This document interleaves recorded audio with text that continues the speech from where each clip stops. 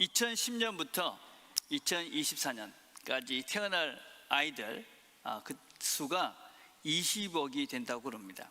전 세계 인구의 25%가 이제 이 아이들이 된다는 것이죠. 가장 많은 이제 나이의 아이들이 됩니다. 이 세대 아이들을 우리가 알파 세대다 이렇게 이야기를 합니다. 지금 초등학교 이제 6학년 이하의 아이들을 이야기합니다. 지금 우리가 교사 아카데미라는 것을 하면서 이 아이들에 대해서 우리 같이 이제 공부를 하고 있습니다. 이 아이들의 특징을 크게 우리가 5가지로 이야기합니다. 이 알파 세대, 여러분들의 손자, 여러분들의 이제 자녀들을 특징이 어떠냐면 이 아이들은 무엇보다도 디지털 원주민, 디지털 기계와 같이 태어나고 기계와 같이 사는 아이들이다. 그래서 누구보다도 그냥 본능적으로 모든 이런 기계를 그래 배웁니다. 어른들이 이 아이들한테 배우셔야 됩니다. 아이들은 가르칠 필요가 없이 본능적으로 다 기계를 만질 줄 압니다. 그러니까 이 아이들은 사람보다도 이 기계가 더 친근하게 사는 아이들입니다. 그래서 이 아이들에 대한 걱정이 무엇이냐면 사람들과 사귈 수 있는 능력들이 참으로 저하될 가능성이 많다. 그래서 아이들끼리 사람들을 자주 만날 수 있도록 해주는 게 대단히 필요한 세대다 이렇게 이야기합니다. 두 번째, 이 아이들의 특징을 소셜이라고 그럽니다. 소셜이라는 것은 이 사회적 그런 네트워크가 아주 많다는 것입니다. 그래서 이 아이들은 뭐 틱톡, 인스타그램, 페이스북, 뭐 스냅챗 이런 계정들을 아주 빠르게 이렇게 만들어서 전 세계에 있는 아이들과 소통을 한다고 그럽니다. 보통 7살이 되면 이런 계정을 갖기 시작하고 9살이 되면 대부분의 이런 자기의 SNS 계정을 가지고 온 세계에 있는 아이들하고 정말 많은 사람들하고 연결하면서 살고 있다. 그 얘기는 많은 위험에 노출되어 있다. 너무나 많은 다양한 사람들을 만나기 때문에 이 아이들에게 어려서부터 바른 그런 분별력을 키워주지 않으면 위험할 수 있다. 세 번째는 이 아이들의 특징은 글로벌하다는 것입니다. 우리는 이미 그죠. 특별히 이 아이들은 세계화가 되어져 있습니다. 그래서 뭐 음식, 옷, 뭐 인터넷, 뭐 문화 이런 모든 것들이 이제 세계적인 아이들이 됐죠. 특별히 이 알파 세대의 아이들은 대부분이 이제 아시아에서 많이 태어난다고 합니다. 그래서 지금 새로운 트렌드는 유럽이 아니라 아시아를 집중해라 이런 트렌드가 있습니다. 그래서 우리 아이들이 자꾸 세계를 보게 해야 됩니다. 제가 안타까운 건 한국 가서 인서울이 꿈이다 이런 얘기들을 하더라고요. 인서울 그게 아니라 인월드, 인유니버스. 이제 우리가 이제 세상 이 우주를 보면서 살아야 되는데 인서울이 꿈이 돼가지고 살면 안 되는 거겠죠, 그렇죠? 세상을 넓은 세상을 보게 해라. 그리고 우리 아이들은 이동성, 아이들이 아주 이렇게 많이 움직이며 살 것이다.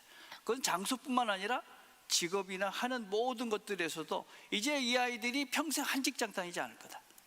그래서 아이들이 어떤 모험과 그다음에 새로운 것들을 도전하는 것을 즐길 수 있도록 해줘야 된다.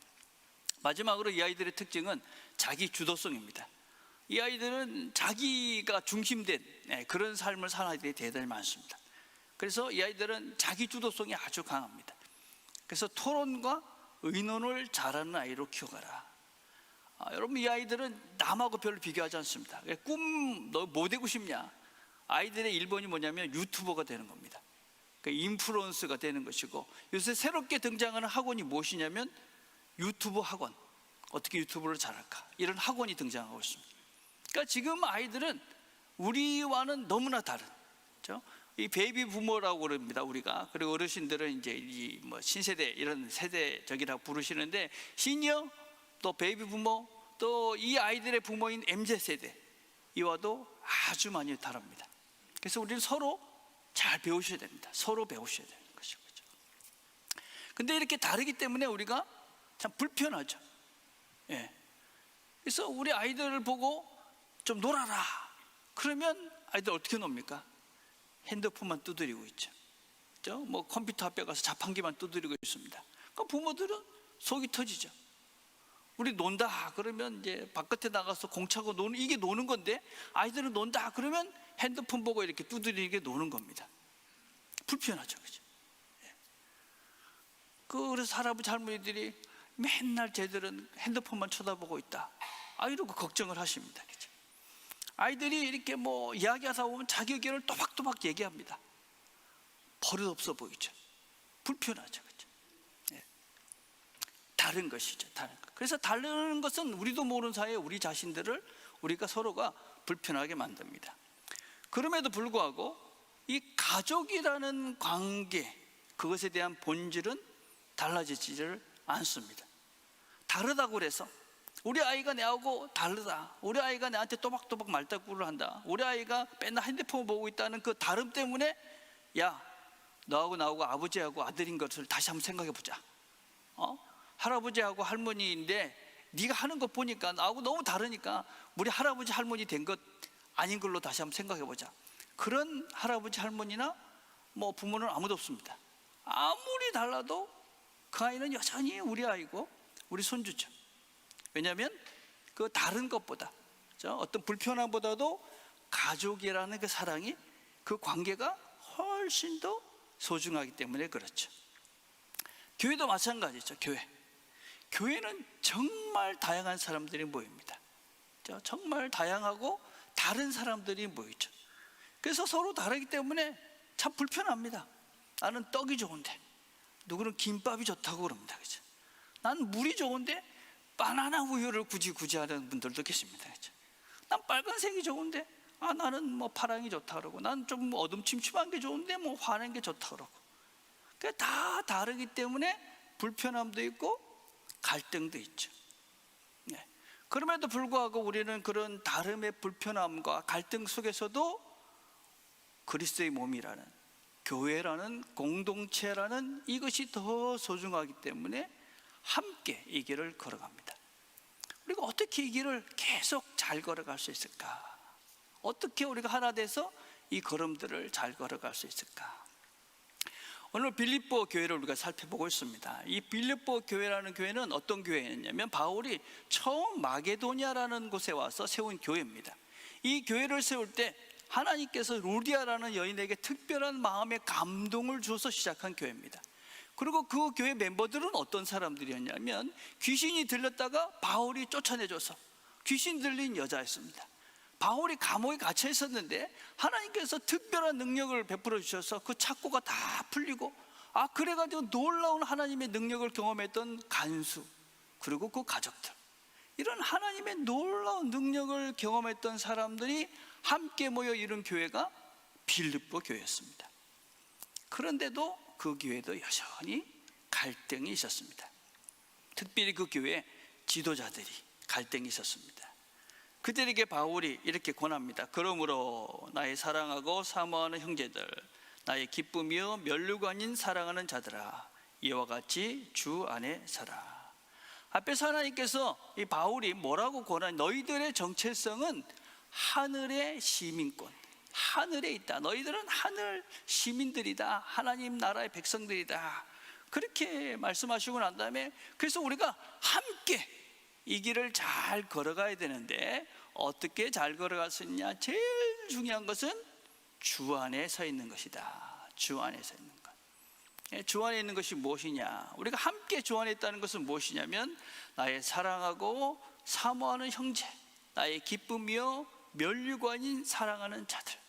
그러니까 우리가 서로 사랑하고 형제로 여기고, 그리고 기쁨이 되고 자랑거리가 되는 이 사람들, 그 사람들, 여기 함께하는 이 사람들이 내가 사랑하고 형제로 생각하고 기쁨이 되고 자랑거리가 되는, 그렇게 생각하고 있는 이것이 바로 주 안에 있는 것이다.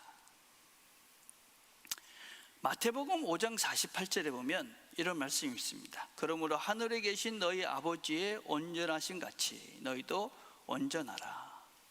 우리 번역이 이렇게 되어 있습니다. 근데 메시지라는 성경은 이렇게 번역을 하고 있습니다.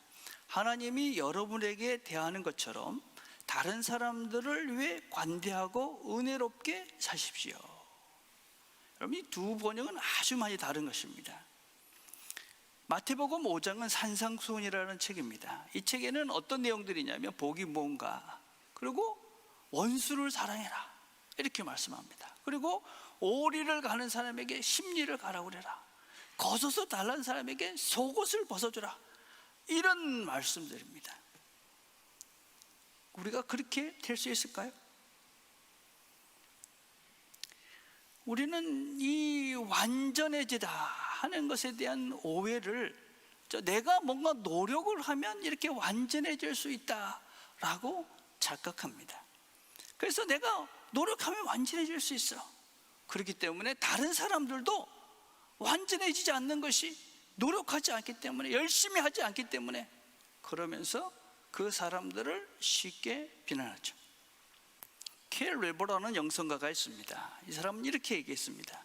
미숙한 사람은 완전을 자신이 이룰 수 있을 것이라고 착각한다.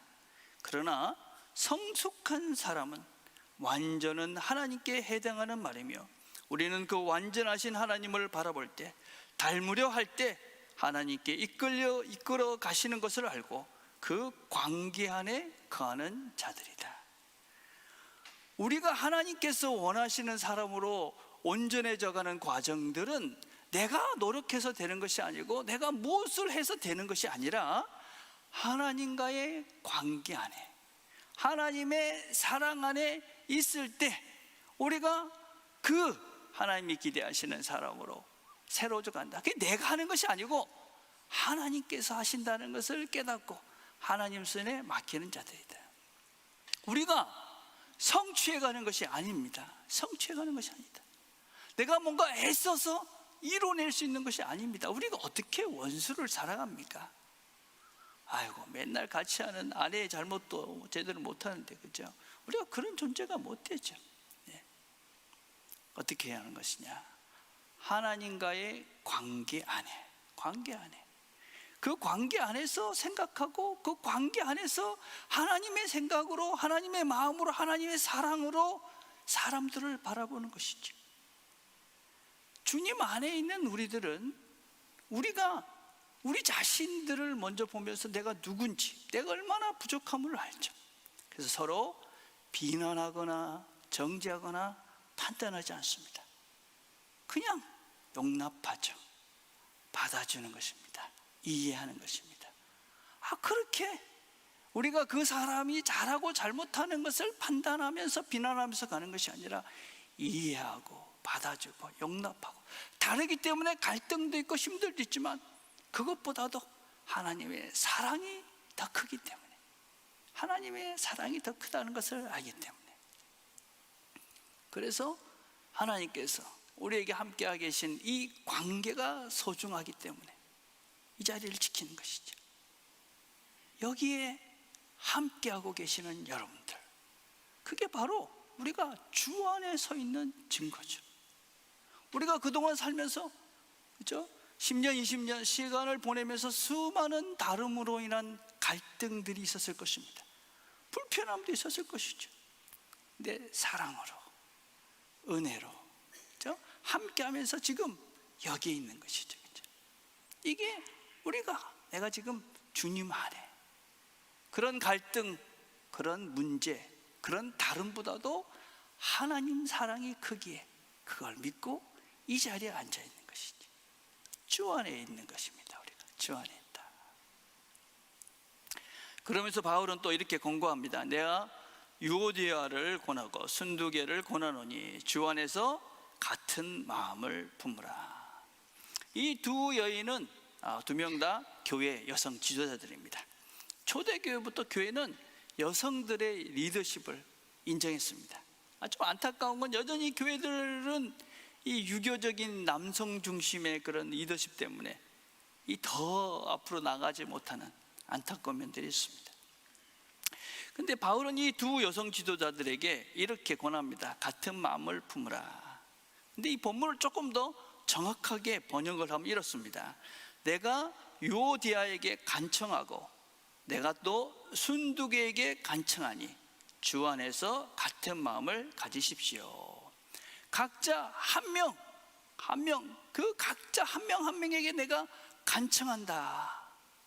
한 명 한 명 각각 너희들이 들어야 될 말씀을 들어라. 이렇게 하고 있는 것이죠.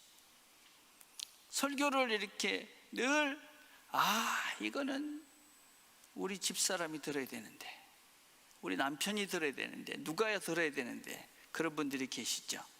아내에게 하시는 말씀이 있으면 아내가 들으면 되는데, 그렇죠? 남편에게 하시는 말씀은 남편이 들어야 되는데 꼭 반대가 돼가지고 오늘 들었지 이래 하시는 분들이 있죠. 그렇죠? 예. 성경에 아주 중요한 주제가 있는데 그게 뭐냐면 언약이라는 것입니다. 언약은 커버넌트라고 그러죠. 계약은 컨트랙트라고 그럽니다. 계약은 다르죠. 계약은 상반간에 네가 어떻게 하면 내가 이렇게 하겠다. 그래, 상반간의 관계를 이야기하는 것인데 언약은 원웨이입니다. 한 일방적인 것들을 이야기합니다. 성경에 하나님이 인간과 사람들과 맺은 관계는 언약이라고 그럽니다. 대표적인 말씀이 창세기 15장에 있는 말씀입니다. 창세기 15장 17절에 보면 해가 져서 어두울 때에 연기 나는 화로가 보이며 타는 횃불이 쪼갠 고기 사이로 지나더라. 이 말씀은 아브라함과 하나님이 언약을 맺는 장면입니다. 하나님께서 아브라함에게 약속을 했습니다. 어떤 약속을 했냐면 하늘의 별과 같이 너희 자손들을 번성케 하겠다, 그렇게 말씀을 하십니다. 그러한 다음에 재물들을 가져와라. 네가 짐승을 가져와서 그 짐승 절반을 다 쪼개라. 그러고 난 다음에 저녁이 되었습니다. 그리고 아브라함은 깊은 잠에 빠집니다. 그 시간에 타는 횃불이 그 쪼갠 고기 사이로 지나갑니다. 이 타는 횃불이라는 것은 하나님의 임재를 의미합니다. 아브라함 시대는 어떻게 약속을 했느냐면, 그리고 반드시 지키겠다는 약속을 어떻게 한 것이냐면 짐승을 반으로 쪼갭니다. 그러나 그 사이를 둘이 같이 지나가는 것입니다. 그 말의 의미는 무엇이냐면 이 둘이 우리가 이 사이를 지나가는데 만약에 이 약속을 지키지 않으면 이렇게 내가 쪼개지겠다, 나를 쪼개도 된다. 그 생명을 건 약속, 그것이 바로 이 짐승을 쪼개고 그 사이를 지나가는 것을 의미합니다. 하나님께서 이 쪼갠 짐승 사이를 지나갔다. 그것은 내가 이 약속을 반드시 지키겠다, 내 자손을 하늘의 별과 같이 많게 했다 하는 약속을 반드시 지키겠다는 하나님의 선언입니다.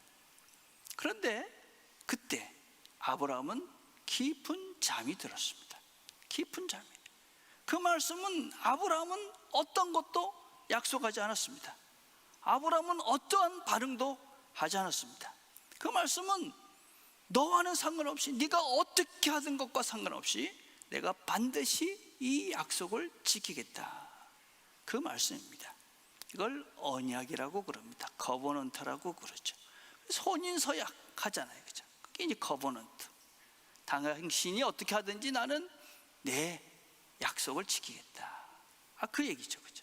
조건이 아닌 것이지. 여러분, 하나님의 약속, 하나님의 사랑에는 아무런 조건이 없다. 하나님은 우리에게 무엇인가를 요구하실 이유가 없습니다. 필요도 없지요. 무조건적인 것이죠. 무조건. 아무런 조건이 필요해요. 그게 하나님의 사랑이고 그것이 사랑이죠. 우리의 오해는 무엇이냐면 근데 성경에 순종하면 복을 누린다고 하지 않습니까? 그 조건 아닙니까? 그것이 아닌 것이죠. 순종하는 것은 누리는 것입니다. 여러분, 목이 마르잖아요. 그 물이 옆에 있어요. 하나님이 여기 물을 갖다 주신 것이죠. 어떻게 내가 이 갈증이 해소가 됩니까? 마셔야죠. 그 순종이 복이다, 그 말씀은 하나님이 우리에게 주신 이 많은 것들을 순종할 때 내가 실제적으로 누려가는 것입니다. 우리가 잘 아는 돌아온 탕자 이야기를 알고 있습니다. 아버지가 그 아들이 돌아오기 전에 이미 다 용서했죠. 용서한 것이죠. 여러분, 부모 자녀 간에는 조건이 없죠. 용서에, 사랑에도 조건이 없죠. 하나님의 사랑이죠. 하나님의 사랑. 상대방에게 무엇을 요구하는 것이 아닌 것이죠. 그게 사랑이고 하나님께서 우리에게 보여주신 우리의 길이죠. 그래서 우리는 각자가 자기의 길을 가는 것입니다. 각자가 하나님께서 우리에게 허락하신 이 형편들 속에서 내가 내 길을 하나님과 함께 하나님 안에서 이 길을 가는 것입니다. 그러면 하나가 되는 것이죠. 너를 볼 필요가 없다니까요. 네가 어떻게 하든지 볼 필요가 없다니까요. 그냥 내 길을 가는 겁니다. 하나님과 함께 사랑하면서. 그러면 우리는 하나님 안에서 하나가 되죠. 그렇죠? 근데 우리는 이 길을 가면서 악을 행하는 자, 떠난 자를 보면서 억울해하거나 미워하거나 후회할 시간이 없습니다. 여러분. 시간이 없다. 제가 금주에 읽은 책 중에 어떤 책이 있냐면 고통스러운 관계 떠나기라는 책이 있습니다. 독이 되는 사람이 있다. 거리를 둬야 되는 사람이 있다. 멀리할 사람들이 있다. 그런 사람은 떠나보내라 하는 것입니다. 예수님도 그렇게 했다. 예수님도. 여러분 성경을 보면 예수님께서도 42번이나 사람들을 그냥 떠나보내셨다고 그럽니다. 성경에 보면 부자 청년 이야기가 있습니다. 부자 청년이 와서 예수님을 따라오라고 그랬습니다. 그러니까 예수님께서 내 재산을 다 팔고 나를 따라와라. 근데 청년이 근심하면서 갔습니다. 근데 예수님께서 너 잠깐 와봐라. 네 돈이 중요하냐 영생이 중요하냐 그렇게 토의하지 않았습니다. 그냥 떠나보냈죠. 예수님께서 데가볼리라는 지역에 가서 귀신 들린 자를 고쳐주셨습니다. 그 무덤 사이를 뛰어다니면서 그렇게 미쳐서 어떻게 할지 몰랐던 이 사람을 주님께서 고쳐주셨어요. 근데 마을 사람들이 와서 우리를 떠나주십시오. 주님이 그곳을 떠나오셨어요. 가룟 유다에게도 주님께서 내가 하는 일을 해라. 그러고 그냥 놔두셨죠. 그런데 주님은 가룟 유다를 미워하거나 정죄하는 자리까지 가진 않았습니다. 마태복음 26장 50절에 보면 예수께서 이르시되 친구여 내가 무엇을 하려고 왔는지 행하라. 지금 예수님을 팔아가지고 예수님을 잡으려고 많은 군사들과 함께 몰려온 이 가룟 유다를 보면서 주님께서는 그를 향해서 친구여 이렇게 부르죠. 여러분 가룟 유다 때문에 자신의 마음을 악하게 만들지 않았습니다. 악한 자리에 가지 않았습니다. 예수님은 대신에 독이 되는 사람, 떠난 사람이 아니라 함께하는 자들에게 집중하셨습니다. 요한복음 6장 66절에 보면 그때부터 그의 제자 중에서 많은 사람들이 떠나가고 다시 그와 함께 다니지 아니하더라. 예수께서 12 제자에게 이르시되 너희도 가려느냐. 시몬 베드로가 대답하되 주여 영생의 말씀이 주께 있사오니 우리가 누구에게로 가오리까. 함께한 그들에게 예수님은 단지 11명 그 사람들과 함께하면서 그 사람들을 하나님의 제자로 예수의 제자로 그들을 섬겨 가셨습니다. 여러분 우리가 도와야 하고 섬겨야 하는 사람은 가까이에 있는 남아있는 사람입니다. 마음으로 거리로 함께하고 있는 이 사람들. 오늘 빌립보서 4장 3절에 이렇게 말합니다. 또 참으로 나와 멍에를 같이 한 네게 구하노니 복음에 나와 함께 심수던 저 여인들을 돕고 또한 그레멘도와 그 외에 나의 동역자들을 도우라. 그 이름들이 생명책에 있느니라. 빌립보 지도자들에게 이 사람들을 도우라. 도우라는 것입니다. 도우라. 함께 도와라. 우리의 어떤 잘못 중에 하나는 무엇이냐면 돕는다는 명분 아래서 조종하고 통제하려 하는 것이죠. 통제. 강제로 억지로 하려 상대방을 내 마음대로 움직이려 합니다. 폭력이지요. 폭력. 여러분 육체적인 폭력만이 폭력은 아닙니다. 그렇죠? 여러분 이런 그 죄악된 세상 속에서 이 폭력적인 이런 강제를 사용하지 않고 사랑으로 유지될 수 있는 두 기관이 있는데 거기 어디냐면 가정과 교회입니다. 가정은 사랑으로 그 관계를 유지해 갈 수 있는 유일한 곳입니다. 혹시 교회도 마찬가지입니다. 폭력, 강제로 하는 조직 시스템이다. 그러면 거기에 무엇이 있는 것이냐면 욕심이 있는 것이죠. 욕심.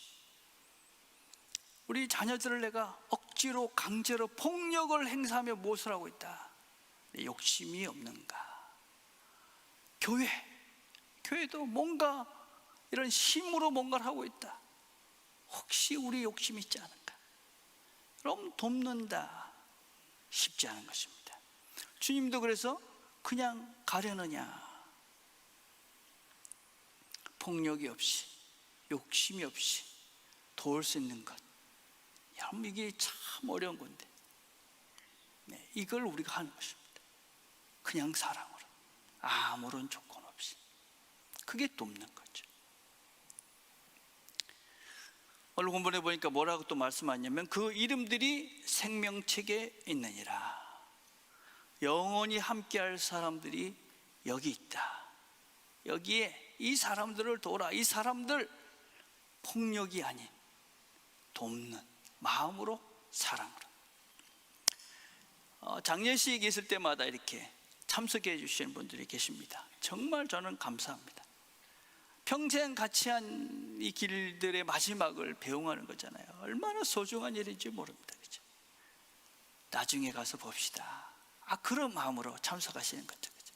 다시 볼 것을 기대하면서, 그죠? 이 땅에서 마지막 시간들을 함께 보냅니다. 바울이 지금 그런 얘기를 하는 거죠. 우리의 관계는 여기서 끝나는 것이 아니다. 영원까지 함께할 그 사람들 남는 것 사랑뿐이다. 사랑으로 도와라. 사랑으로 도와라. 여러분, 이 사랑으로 도와야 내가 성장하고 사랑의 사람이 됩니다. 여러분, 늘 도움을 받는 사람들은, 그죠? 이 자신도 돌보지 못하니 늘 자존감도 낮고 힘든 것이죠. 내가 누구를 돕고 있다, 확장된 것이죠. 내가 나를 넘어서 너를 볼 수 있는 사랑이 확장이 된 것입니다. 그게 내가 지금 주님 안에 있는 증거들이죠. 그죠? 여러분, 누구를 돕는다는 것은 내 것을 손해보는 것이고, 내 것을 내어주는 것이고, 나를 희생하는 것이죠. 누가 할 수 있느냐?